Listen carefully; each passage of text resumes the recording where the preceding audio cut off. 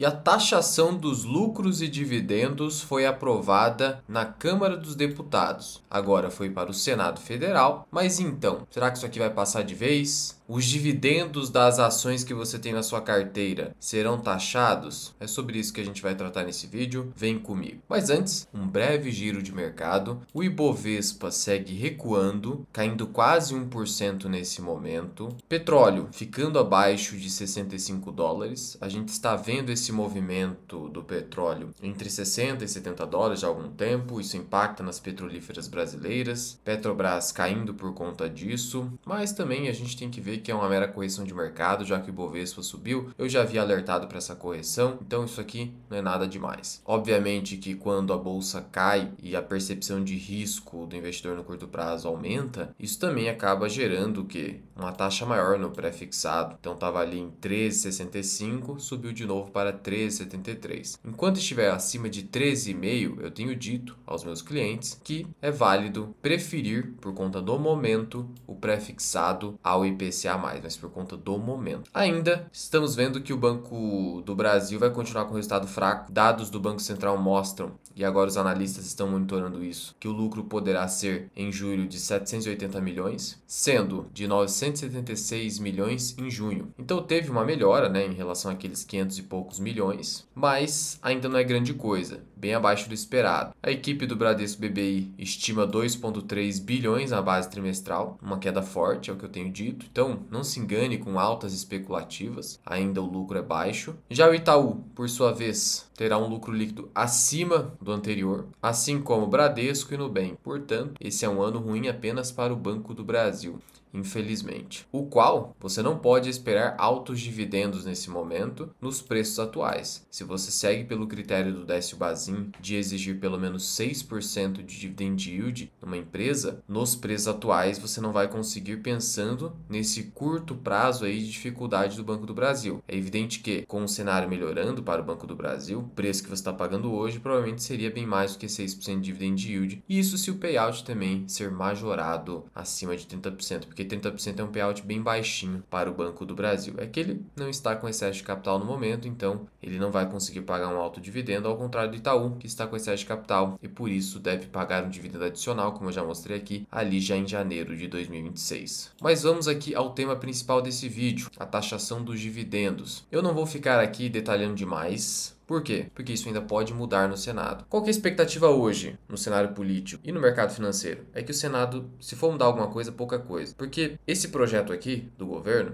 ele é muito popular, porque ele institui isenção de imposto de renda para quem ganha até 5 mil reais. Por mais que não coloque no projeto um reajustamento automático por um índice de inflação. Então daqui 10, 20, 30 anos, esses 5 mil não vai ser nada. Então sempre vai estar na mão do governo, da situação de quem vai estar no poder, para decidir se vai ou não reajustar a faixa de isenção. De todo modo, é claro que isso aqui é bom para a esmagadora maioria dos brasileiros. E para compensar isso, porque o governo na prática está tendo que abrir mão de uma fonte de arrecadação, criou um imposto mínimo contra os super ricos. Eu coloco entre aspas, porque falar que quem ganha 50 mil mês é super rico, olha, eu entendo eventualmente para você que ganha 2, 3 mil achar que é isso, mas não é bem assim. Para o cara ser considerado super rico tem que ser muito mais de 100 mil por mês. Mas isso aí é uma discussão até mais filosófica do que qualquer outra coisa. O fato é que o critério objetivo adotado aqui foi 50 mil por mês. E aí fica a dúvida, Os dividendos das ações que você tem na sua carteira serão tributados se, pegando o total de dividendo. Então, por exemplo, vamos supor que você ganhe 5 mil por mês de dividendos. Já ganha muito bem de dividendos com ações. E aí, você ganha 35 mil, você ganha 35 mil com os dividendos que você distribui da sua empresa, você que é empresário, ou você é médico, advogado, tá? Então é 35 mil aqui, 5 mil dos dividendos das ações, e você ganha um prolabore de 10 mil, ou mais, 15 mil. Bateu 55 mil aqui, E aí, você vai ser taxado nisso aqui? A história não é bem assim. O que acontece? Existe um redutor no projeto. Inclusive, consta aqui da matéria da Câmara dos Deputados. Olha só. Primeiro, existe uma alíquota mínima de 10%. Então, a justificativa do governo é: como as pessoas que ganham mais do que 50 mil por mês, ou 600 mil por ano, a maioria delas, segundo o governo, paga uma alíquota inferior a 4%, alíquota efetiva, a gente quer garantir pelo menos 10%. Não começa começa com 10, mas eu vou te mostrar como que é o cálculo. Na prática, todo mundo que ganha mais de 600 mil paga ali uma alíquota pesadinha. Vou te mostrar. Quer garantir 10. Mas o que entra nessa base de cálculo? Dos 50 mil por mês ou 600 mil por ano? Existem algumas exclusões. Então você tem o redutor, que eu vou explicar ali, e ainda você tem algumas exclusões, como proventos de fundos imobiliários, Fiagro, LCI e LCA. Então aquilo que é título isento vai ficar de fora dessa base de cálculo. Mas e os dividendos das ações, que é a grande dúvida? Então, entra nesse redutor por quê? Olha o que é o redutor. O redutor em reais, presta atenção, já vou explicar, será calculado se a soma da alíquota efetiva da empresa, a empresa que está pagando o dividendo, com a alíquota efetiva da pessoa física for maior que as alíquotas nominais fixadas pelo texto. E quais são essas alíquotas nominais fixadas pelo texto? Legal. São essas aqui, ó. Então, olha só. Poderá ser descontado o redutor se essas alíquotas de tributos pagos pela empresa e pela pessoa física for maior que 45% para bancos, 40% para outras instituições financeiras, exceto Bolsa de Valores, e 34% para as demais empresas. Para resumir aqui então, se a empresa que está pagando o dividendo, e aí o JCP fica de fora, que já tem a tributação. Se a empresa está pagando, e aí você acha que não vão preferir, se isso aqui não tivesse no texto, não iam preferir só pagar JCP? Claro que tem um limite, mas enfim. Se a alíquota efetiva paga pela empresa que está pagando o dividendo for de 34% a 45% para bancos, você vai excluir esse pagamento de dividendo da base de cálculo. É um redutor. É o que consta a princípio desse texto. Pode mudar até a aprovação final. Por quê? A intenção é não sobrecarregar a tributação total do conjunto empresa-sócio. Porque aí, meu amigo, 10% no sócio mais 34% de carga tributária nas empresas, rapaz. Então isso aqui é um redutor. Só que isso somente para empresas que estão no lucro real. No lucro real, que é só as grandes e médias empresas. As empresas da Bolsa de Valores, elas estão no lucro real. Portanto, na prática, os dividendos vão ficar de fora. Isso aqui pelo menos ficou menos mal. Ah, Luan, e se a empresa teve algum benefício fiscal naquele ano, com uma redução de alíquota, não está pagando 34% que é o mínimo que está aqui? Aí, meu amigo, aí você vai ter que cobrar em cima dessa diferença. Mas assim, a princípio, todas as empresas da Bolsa, com essas alíquotas, elas vão te tirar da obrigação legal de pagar imposto sobre dividendos. Agora, em relação a empresas do Simples Nacional e de lucro presumido, aí o que acontece? A empresa vai ficar obrigada a reter o imposto de renda antecipadamente. Então não tem como evitar o pagamento, porque já vai ter a retenção e envio para a Receita. E aí, na declaração do ano seguinte, na prática vai ser a de 2027, porque você vai poder começar a cobrar esse tributo em 2026, aí você vai fazer todo o ajuste para verificar se tem algum saldo a pagar ou então a deduzir. Aí qual que vai ser o percentual de retenção? Vai reter 10%. Aí no ano que vem você vai fazer o ajuste, desde que o valor pago seja superior a 50 mil. Então a pegadinha aqui é o quê? Se você, médico, advogado, tem uma PJ e costuma distribuir todos os lucros, por exemplo 50 mil, aí você tem seu prolabore também, eu consideraria distribuir menos e deixar na empresa, porque aí você vai ser pego nisso aqui e ainda tem a obrigação legal de fazer a retenção. Sendo assim, na prática, essa lei está pegando empresas menores, do simples e de lucro presumido. As grandonas, a pessoa física, o sócio das grandonas, vão ficar de fora. Então, olha que bonito. Se fala em alta renda, em justiça tributária, mas você vai pegar ali as menores empresas. Enfim, e qual vai ser o cálculo desse imposto?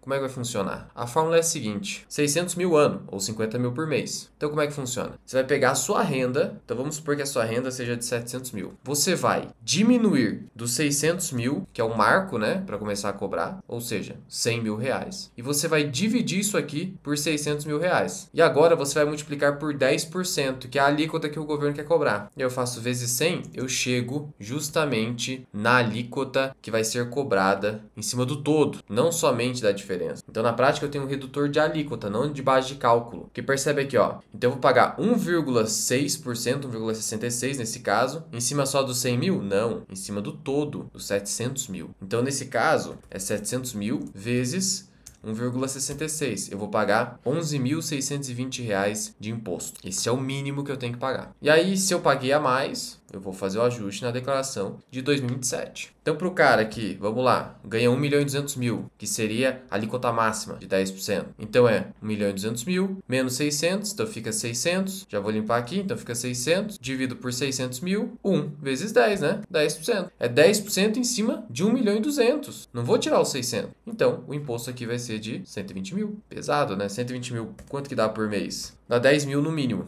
Então assim vai funcionar. Só recapitulando, o que vai ficar de fora? Títulos rurais, né? CRI, CRA, LCI, LCA, fundos imobiliários, Fiagro. Ações não ficam de fora. Ganho de capital com ações estão dentro. Mas os dividendos, na prática, eles vão ficar de fora por conta do redutor que eu mencionei ali para você. Porque as empresas, no lucro real, já pagam uma alíquota gigantesca de 34% no mínimo. Então esse aqui era o nosso medo, de não ter esse redutor, que aí todos os dividendos seriam tributados para aquela pessoa, como eu falei no início do vídeo, que ganha seus 30, 40 mil ali, como médico, advogado, ganha mais uns 5 mil de dividendos e mais um tanto de prolabore, ultrapassa 50 mil por mês, e essa pessoa entraria nesse imposto. Mas não vai entrar porque esses 5 mil de dividendos vão ficar de fora, porque eles vieram de empresas listadas na Bolsa de Valores, as quais estão no regime fiscal de lucro real. Agora, a empresa dele que paga ali 40 mil, 30 mil por mês, que é uma PJ, provavelmente do simples ou lucro presumido, aí entra nesse imposto sim, naquela forma de cálculo que eu mencionei anteriormente, que é simplesmente pegar a sua renda anual, e esse cálculo você vai fazer para o ajuste do ano que vem, porque a cada pagamento ali acima de 50 mil já vai ter que ter retenção antecipadamente. Então vai ser sua renda anual menos 600 mil, que é a renda anual mínima para sofrer essa tributação, dividido por 600 mil, vezes 10%, para você chegar na alíquota que vai ser aplicada em cima da renda total, tá? Então é isso. Pode ter alguma alteração, acho que não na forma de cálculo, a fórmula de cálculo vai ser a mesma, provavelmente. Eventualmente, o pessoal do Simples pode sair, eu acho que seria muito justo, mas enfim, agora é aguardar a decisão do Senado, e aí o texto final eu vou avaliar com cuidado e trazer uma atualização aqui para você. Portanto, não vai haver uma corrida das empresas da Bolsa por distribuição de dividendos, porque na prática não vai acabar atingindo, exceto se tiver algum benefício fiscal, mas isso é muito pontual, tá? Então, e tem que ser um benefício fiscal em cima de alíquota, então é uma coisa de exceção. E só mais um recado, se você quiser se aprofundar sobre investimento, se tornar um investidor independente e acompanhar a minha trajetória de investimentos, eu te convido a conhecer a minha comunidade, a comunidade FMI. E o que você vai encontrar lá? O meu curso completo de Finanças e Investimentos, Formação Mira Investing. No plano anual, você vai encontrar os meus relatórios de análise, sou o CNPI, escreva esses relatórios. Não é uma carteira recomendada, são relatórios para o seu estudo. Tem análise de carteira dos membros em vídeo e tem os vídeos exclusivos que eu publico para os membros, além de outros conteúdos. Conheça todos os benefícios da minha comunidade, do link da descrição e no primeiro comentário fixado. É uma assinatura que cabe no seu bolso, apenas R$2 por dia, no plano anual menos do que R$2 por dia. Hoje não é nem uma coxinha e você vai estar investindo na sua educação e também no crescimento do seu patrimônio. E aqui eu coloco minha pele em risco. Tudo que eu faço, eu mostro. Então o pessoal da comunidade está muito bem inteirado do que está acontecendo. Qualquer dúvida ou sugestão de vídeo, deixa aqui embaixo e eu te vejo no próximo vídeo.